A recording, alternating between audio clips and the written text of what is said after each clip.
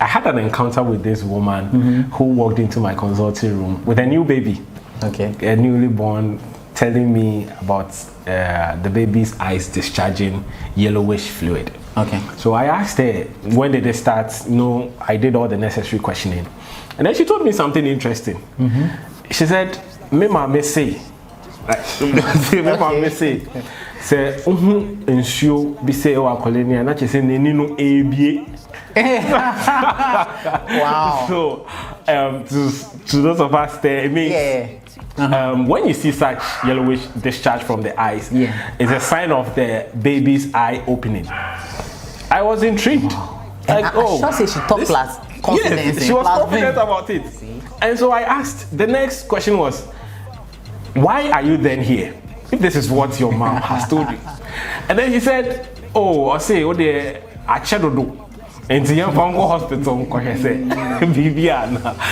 like, this is interesting. So this is also to tell us, especially to our females out there, that normally, when you have your mother around, especially when you've delivered fresh, there's a whole lot of philosophies they want to give you. Reasons for do things. This for the baby, bath the baby this way, apply enema on this baby. In Tree language, sa akolano. There are a whole lot of things. She will tell you that during our time, this and that were the things we did to you, and this is how healthy you've grown. So they want to impose such things on you, and this is a typical scenario. Yeah, and what I would advise is try to seek clarification from your doctor. Okay, reach out to your doctor and find out, can I do this? Because what I realize is it's more like a 50-50. Some of these advices or recommendations or whatever you call them can be beneficial. Yes. Maybe they may not have the right reason for doing them, but some of the things may help eventually be therapeutic. Others too are absolutely very harmful, and you don't want to do that. Okay, there's also another advice. I know eventually we may ask of the patient's profession, but yes, it's always good to ask of the profession. Yes. Because some patients become, doctor, my neck they bash me, my neck really they bash me, I don't know, my corner, then you're trying to decipher what's happening, and just simply ask, see, and you'll be surprised, probably they haven't found the link between carrying heavy load and then the pain. Having chronic neck pain, but that's the reason, and it's very glaring. So you don't go and and even having chronic lower back pain. Can also be the work they do. Find out from their profession. It's very necessary. And all that. I encountered this woman the other day, and she brought her complaints. We meet to base on my questions. So he catch the management. And then I prescribed the medication which was supposed to be taken 3 times a day. So she asked, "Ti doctor, me fa no anopa ewiani enwumre won. I make her take morning, afternoon, evening." So I had to explain to her that take it. So the 3 times a day we write for you people. It's not necessarily morning, afternoon, evening. Then someone would decide to take it 9 a.m., 12 p.m. and 6 p.m. But you're supposed to take it every 8 hours. 8 hours, 9 a.m., 12 p.m., 6 p.m. It's also an upper area near But it isn't 8 hours. You need an 8 hour interval between you to take these medications. That's true. True. Same for 4 times a day.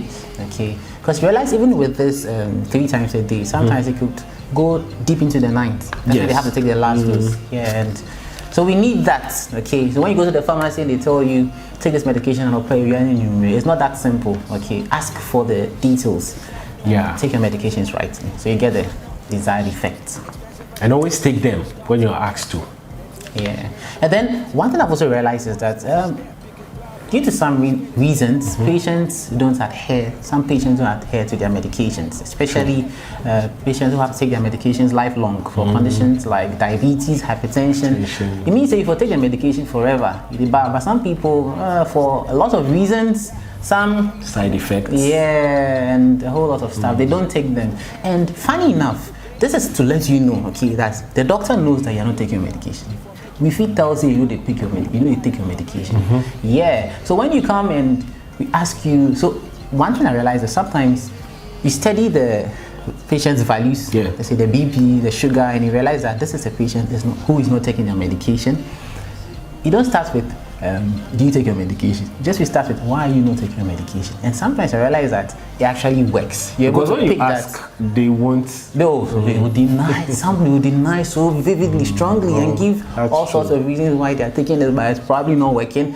But if you can actually, you know the terrain you're in, and you can pick that some people are not taking their medications. You can start with, why are you not taking your medications? And you're like, oh, doctor, hey dear, me too going, and all sorts of reasons. But yeah, please make sure you're taking medications. Okay, you're taking it for yourself, not for us. And you can, and be honest.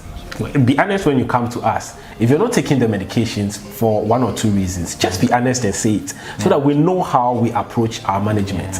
If not, you throw us off guard, and at the end of the day, it's also to your unnecessary those adjustments, unnecessary add-ons when well, you're not taking what we're already giving you. Okay,